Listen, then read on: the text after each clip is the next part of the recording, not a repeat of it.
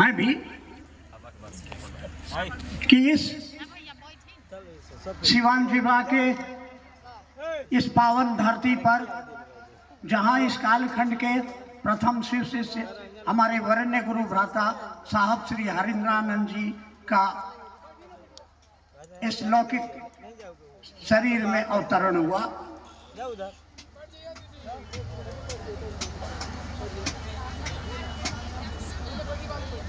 बड़े कमाल की बात है। मैं जब पैदा हुआ था तो गांव में आग लग गई थी, सब जल गया था, रोशनी वहां भी हुई थी। साहब पैदा हुए थे अमावस्या, आधी अंधेरी रात, लेकिन तिथि बदल गई और उस दिन पूरे विश्व में दिवाली मनाई गई थी।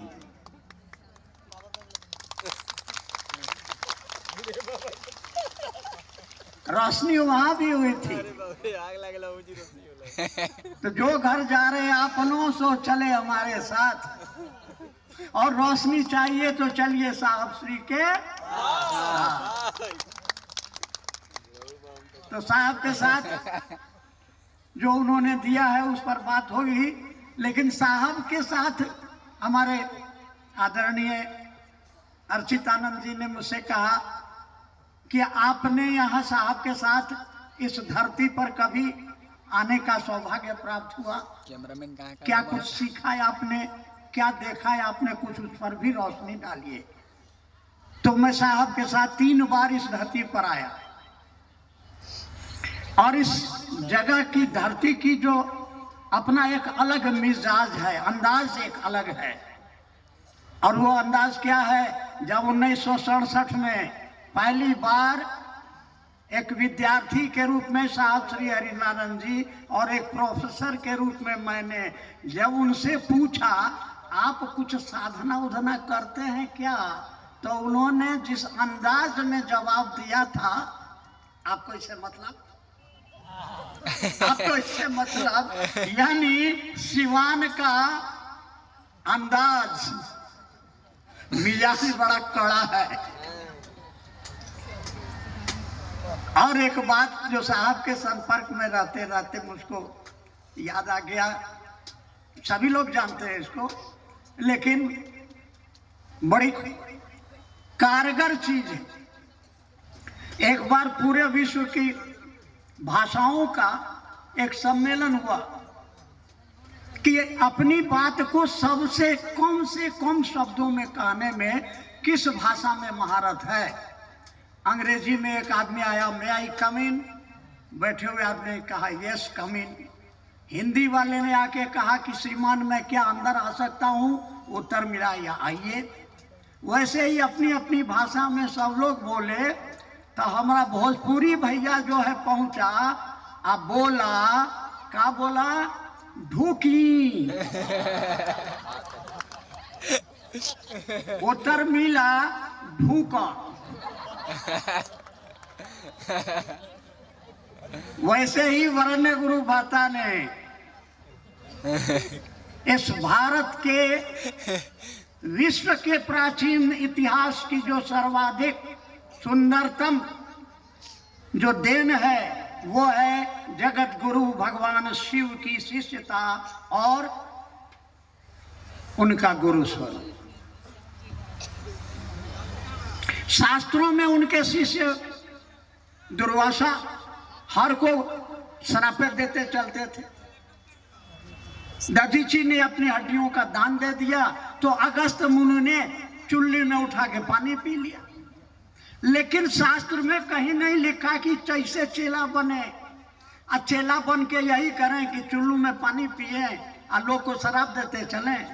ये 5000 साल 10,000 साल पुरानी हमारी जो जगत गुरु भगवान शिव की शिष्यता की अवधारणा है, इसको सही रूप में प्रकट करने का श्रेय जाता है वरेण्य गुरु भ्राता साहब श्री हरिंद्रानंद जी को। और उन्होंने एक शब्द दिया, छोटा सा शब्द दिया, वो है गुरु की दया। जैसे ढूकी उत्तर मिला ढूक। महादेव से केवल यह कहना कि हे महादेव तू हमार गुरु हम तहार चेला, दया करी, सरकार दया करी और कुछ नहीं।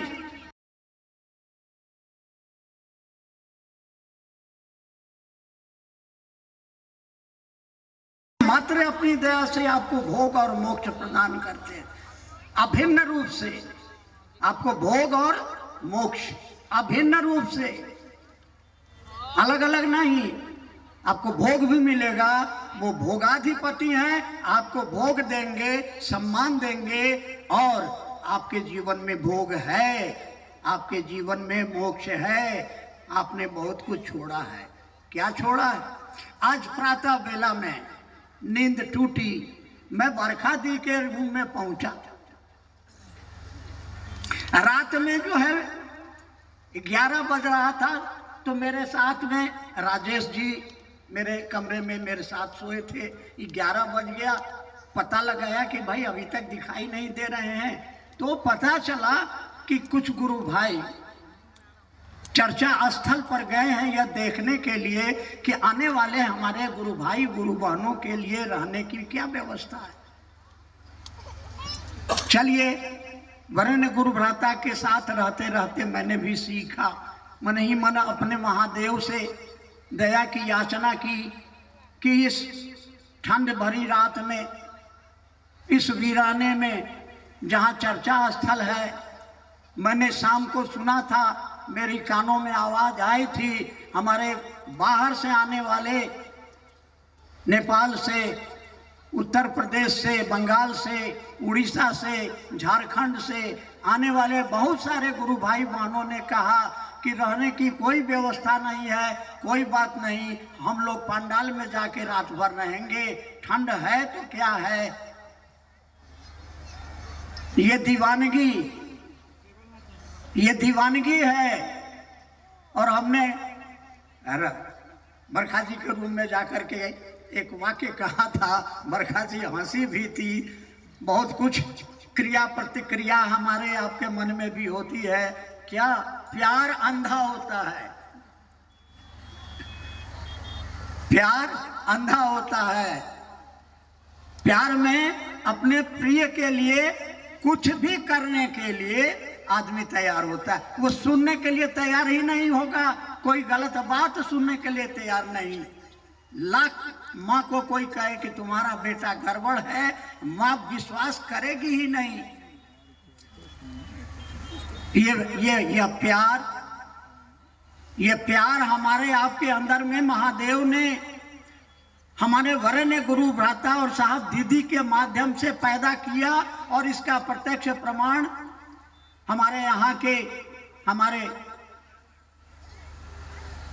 जो गुरु भाई गुरु बहन हैं, यहाँ के जो स्थानीय निवासी जो आसपास के हैं, उन्होंने अपने घर खोल दिए हैं।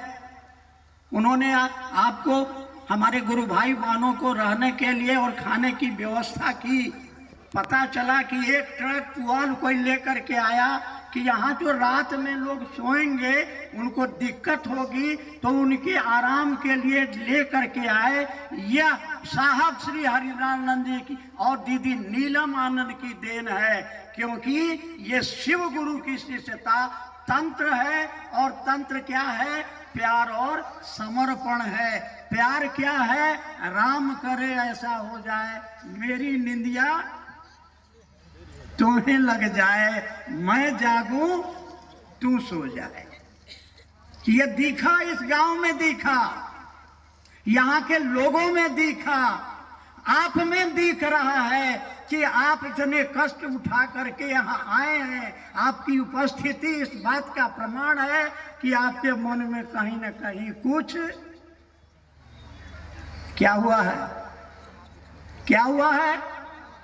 अरे प्यार हुआ है, तब ना आप यहाँ आए हैं। क्यों आए हैं? उस जगह को देखने आए हैं जहाँ हमारे प्राणों से भी प्यारे साहब श्री हरिरानंद जी ने जन्म लिया था। इस धरती को देखने आए थे जहाँ ये ऊर्जा पैदा हुई थी ताकि हमारे अंदर में भी वो प्यार, वो समर्पण पैदा हो सके, वो समर्पण पैदा हो सके, और हम और आप मिलकर के इस धरती के साहब श्री हरिनारायण जी और नीलम दीदी की तरह से एक एक व्यक्ति के दिलों में शिव की शिष्यता का दिया जला सके, तो हमारा आपका जीवन सार्थक होगा। क्या करना होगा? इसके लिए साहब ने अपनी जिंदगी में अनुभव को लिखित रूप से हमारे आपके बीच में रख दिया। उस पुस्तक का नाम है आओ चलें शिव की ओर। एक पुस्तक और आपके बीच आई है जो उन्हीं की सुपुत्री अर्चिता आनंद उर्फ लवली ने लिखा, अनमिल आखर, जिसमें आपको साहब श्री के जीवन के उस संघर्ष की पूरी कहानी मिलेगी, जिनको झेलते हुए उन्होंने भगवान शिव को अपना गुरु बनाया, और जो उन्होंने पाया बड़ी ईमानदारी से उन्होंने लिख दिया, ताकि कोई आपको उल्टा सीधा नहीं समझा सके। आप पढ़िए इस किताब को। उन्होंने पहले से ही देख लिया था कि मेरे शरीर छोड़ने के बाद में क्या होगा और आपको क्या करना है। आप समझाएं, नहीं माने, साहब ने लिखा कि छोड़ दें। साहब ने लिखा आध्यात्म की दुनिया में अकड़ और अहंकार बाधक है, अपने को छोटा समझो। साहब ने लिखा कि जो एहसान फरामोश है, जो कृतज्ञ है, अगर किसी ने एक गिलास पानी भी हमको पिलाया है तो उसके प्रति हम कृतज्ञ हैं। हम उसके खिलाफ नहीं बोलेंगे, हम उसका नुकसान नहीं करेंगे, चाहे जान की बाजी लगानी पड़े। तो अगर कोई व्यक्ति कृतज्ञ है वो आध्यात्मिक नहीं हो सकता है। और अंत में साहब ने लिख दिया, वह शिव का शिष्य तो कदापि नहीं होगा। इसलिए भैया, हमारी माताएं बहनें जो भी यहाँ उपस्थित हैं, हम दुनिया को ये संदेशा देंगे, हम कृतज्ञ नहीं हैं। हमारे वरेण्य गुरु व्रता साहब ने हाथ पकड़ करके हमको जो रास्ता दिखाया है, उस रास्ते पर बड़ी ईमानदारी से हम चलेंगे। और हमारी दीदी नीलम आनंद ने कहा कि आप ईमानदारी से इस काम को करें। किस काम को? लोगों के दिलों तक भगवान शिव मेरे गुरु हैं, आपके भी गुरु हो सकते हैं। इसको व्यापार मत बनाइए, इसको आप अपने लिए उपयोग मत कीजिए। लोगों को सही दिशा दिखलाइए, लोगों के जीवन में खुशियां बिखेरें, लोगों का जीवन शिवमय हो, मंगलमय हो। कर भला तो सभी जानते हैं हो भला। इस काम को ईमानदारी से करिएगा। तो नीलम दीदी ने कहा, मैं आपके आध्यात्म पथ में पड़े हुए कांटों को चुनूंगी और छाया की तरह तुम्हारे साथ रहूंगी।